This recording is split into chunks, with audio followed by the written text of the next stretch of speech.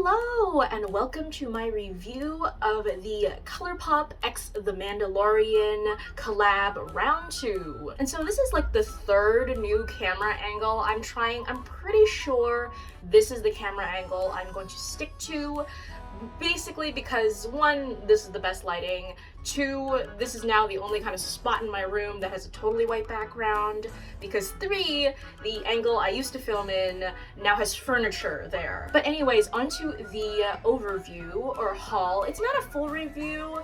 I'll be honest though, I have already tried particularly the palette just because the second round of the Colourpop Mandalorian collab has been out for a while. I just haven't had a chance to really sit down and film a video about it. And so while particularly, like I said, for the palette, this isn't a first impressions of the palette, but it's not also a full review either because I really haven't tried all of the shades yet in a very comprehensive way to like the point where I can confidently say this is a review and I'm giving my like solid and definitive opinion on it. And so yeah, speaking of the palette, here it is in the outer packaging. I believe the outer packaging is the same as the inner packaging. I always try to put things back in their packaging, or at least keep the packaging hanging around for when I do film the video. I really do particularly like the detailing on the packaging where they made part of his armor shiny. I don't know why, that's just kind of pleasing to me. I know this isn't new for a Colourpop palette, they do this kind of detailing all the time, but particularly for the Mandalorian, it's kind of a cool detail. And here's the inside of the palette. The colors definitely swing a little bit more neutral than the round 1 palette or the Baby Yoda palette. It's definitely more kind of silvers and kind of grayish browns. It's actually interesting how both of the Mandalorian palettes are cool toned, especially because unless you count this like one weird part of Colourpop's history where they were doing a lot of cool tone palettes, Colourpop in general tends to skew very warm. And I have to wonder if it was just a coincidence, a decision from the design team, or just the fact that The Mandalorian as a show is very neutral and cool toned, and it doesn't really lend itself to kind of the warm primaries that Colourpop can be kind of known for sometimes. Anyways, let's get to swatching. So this first shade is called Beskar Steel. It's this bright silver color. I have not had a chance to try this at all, basically because I am not creative enough to know how to use this other than use it as a really intense inner corner, which honestly is not what I've been going for lately. On my hand, it swatched okay. I don't have any primer or anything down on it, so maybe if like you intensified this with a glitter glue, you could use it for as a cut crease, which again is not something I do just because my eye shape is not made for a cut crease. Sometimes I do like wearing these white shimmery shades kind of all by itself on the lid. I've never tried it with this shade in particular, but there is a Urban Decay single called Cosmic that I do like wearing a lot as kind of a all over kind of dewy, bright shimmer look. The next shade is called Navarro Sand. It's kind of the brightest color in the palette. It's this like kind of grungy orange. I feel like these kind of muddy yellowy orange shades and then also kind of murkier greens are really in fashion right now, but you still don't see them super often in makeup. It's very interesting that they included this shade because out of all the shades in the palette, it sticks out the most. The next shade has to have my favorite name out of all of them. The next shade's called Bantha Tracks. Bantha Tracks. I love banthas. When I used to play Star Wars The Old Republic, they'd have banthas on Tatooine, and I just loved watching them kind of like derp around. But yeah, it's good it has a fun name because the color itself is not much to write home about. It's kind of a clay-ish brown color. The next shade is called Imperial Credit. It's the darker of the two gray shimmers.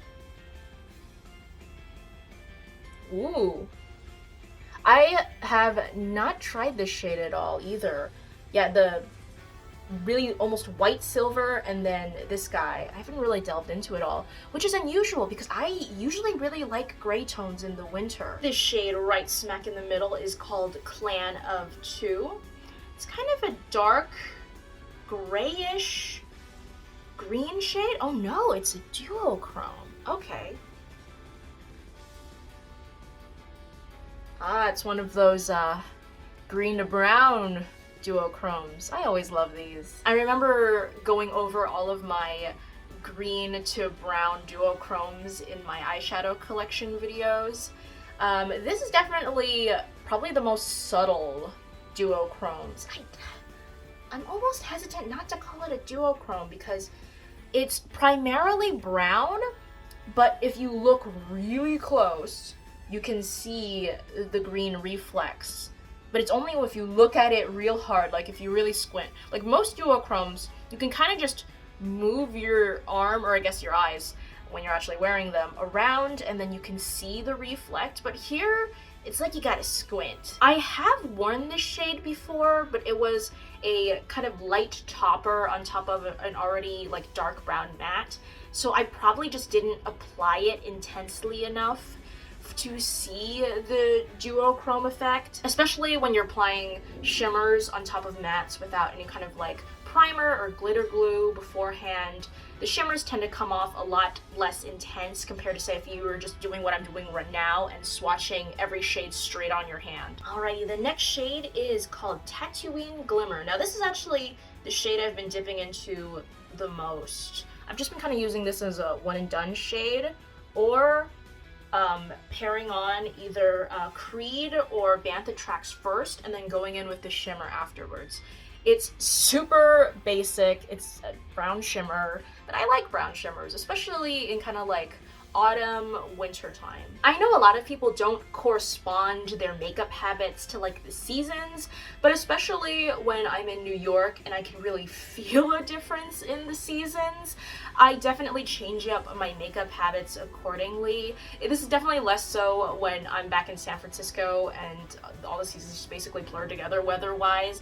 I definitely noticed, looking back at all of my YouTube videos that I filmed back home, that my makeup habits really did not correspond with the seasons the way they did back in my dorm vlog days. The next shade is called Mythosaur, and it is another greigey tone. This is like a true kind of gray beige tone. And again, I'm surprised I have not worn this a lot because this is like a tone I really love in the winter time. I have worn this. It's not like the two silver shimmers where I haven't worn this at all. I've worn this a couple of times. I just haven't dipped into it a lot. Alrighty, and this next shade is called This Is the Way. I wonder, because I actually left my Baby Yoda palette at home, if there's any similar names or repaint names between the two palettes, because I could have sworn there was already a shade in the Baby Yoda palette called This Is the Way. Could be wrong though, I'm definitely gonna check after I film this. Alrighty, and then the final shade is called Creed. Like I said, I've been wearing this a decent bit. It's very much a typical Colourpop shade, and it's a dark brown, but it's got like the random shimmer in it.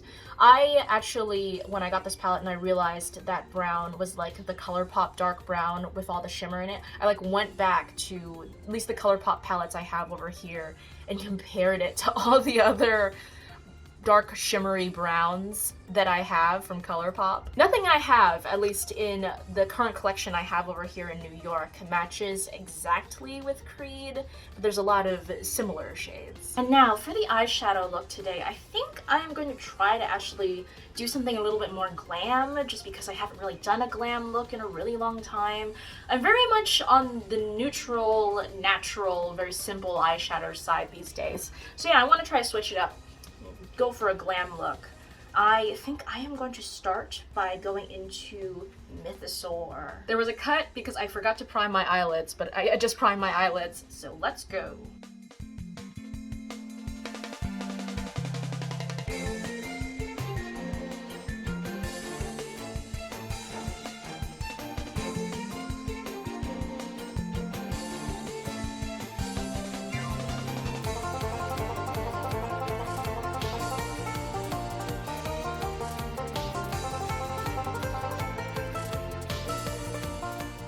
Alrighty, so when I wear Mythosaur just kind of in my daily life, this is actually usually where I'd stop. I just kind of have it all over the lid like this. Again, I believe in my eyeshadow collection videos, I talk about how I really loved this one particular gray shade from a Maybelline palette, one of the first eyeshadow palettes I ever bought. And this is actually a really similar shade, if maybe slightly darker. But yeah, like I said, I think I'm gonna challenge myself today and try to do a more complicated glam look.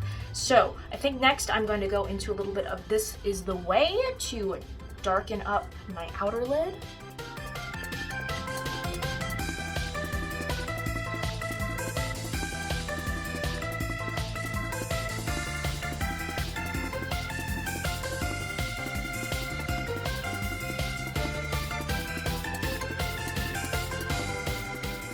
Alrighty, there we go. I've kind of like deepened everything up a little bit. Now I think as a shimmer topper, I think I'm gonna go in with Imperial Credit. I'm gonna just try it on its own first, and if it's not intense enough on top of the mattes, I'm gonna go in with a glitter glue. But let's see what it looks like without it first.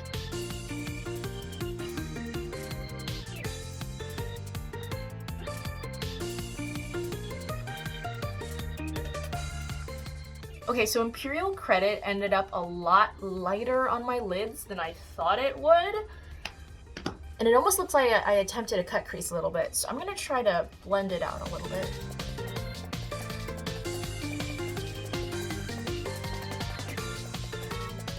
Alrighty, that's a little better. The transition is still not as smooth as I'd like.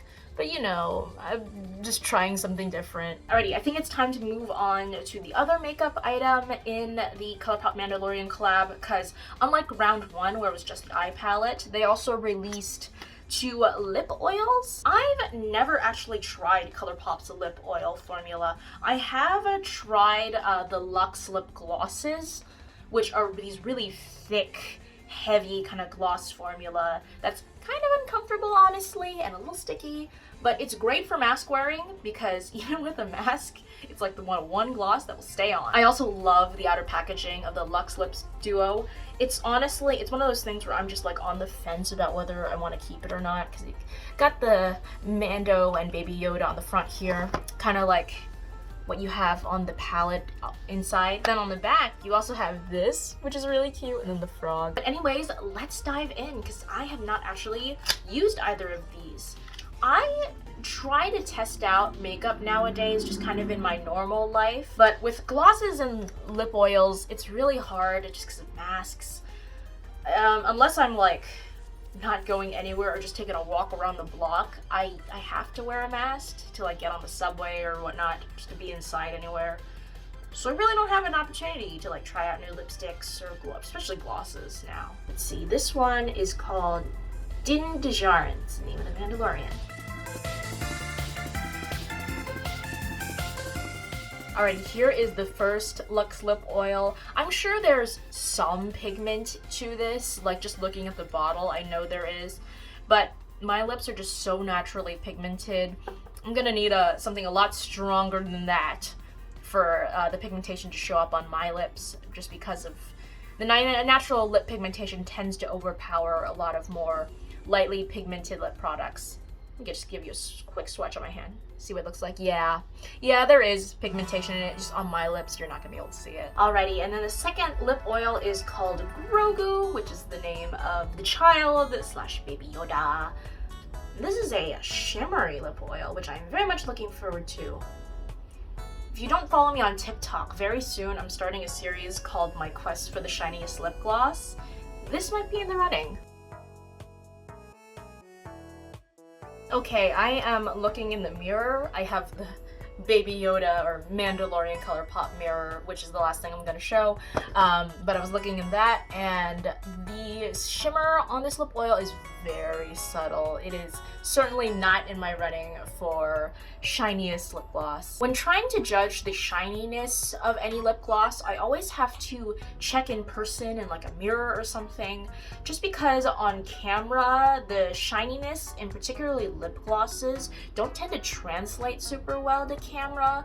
Like, this was already a problem back home with my old lighting setup, but now in this new lighting setup, honestly, it's even worse. But just to show you guys what it looks like by itself, because like I said, my lip pigmentation tends to just swallow every gloss whole. I'm gonna swatch this just to see maybe if the sparkles will come off better on my arm. No, even in person, you don't really see the sparkle. Maybe does it come off on camera? Not really. Well, I tried. So the last item you already saw for a brief second was the Colourpop Mandalorian mirror.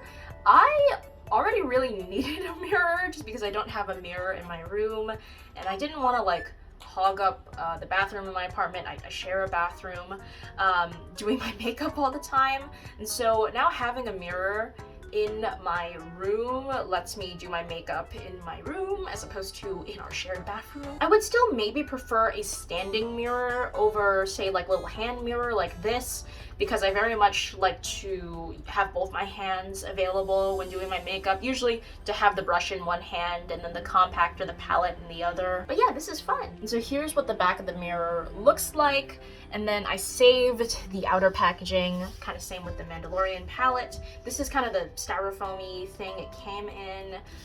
Very snug, and then the outer packaging looks like this. Ta-da! And so yes, that was my overview of the Colourpop Mandalorian collab round 2. It was so fun to finally play with the whole collection all together. Like I said, I've been trying particularly the palette here and there, but I really have kind of just thrown on 1 or 2 shades from the palette on the go without really kind of taking a look at each individual shade and really just sitting down and playing with it. So it's great I finally got a chance to do that. It's also great I finally got a chance to try the lip oils. Now that I've worn it for a while, there's kind of a smell coming from it. It's slightly sweet, but in kind of that artificial way. Kind of reminds me of those like older glosses or gloss bombs from like the 2000s. Kind of had that artificial sweet smell to it. It's kind of like that. But yeah, it was finally good to try to wear these and play with everything. Like I said, palette, and then the mirror I've already been using quite a bit. But yeah, that was it. Thank you so much, and I will see you next time.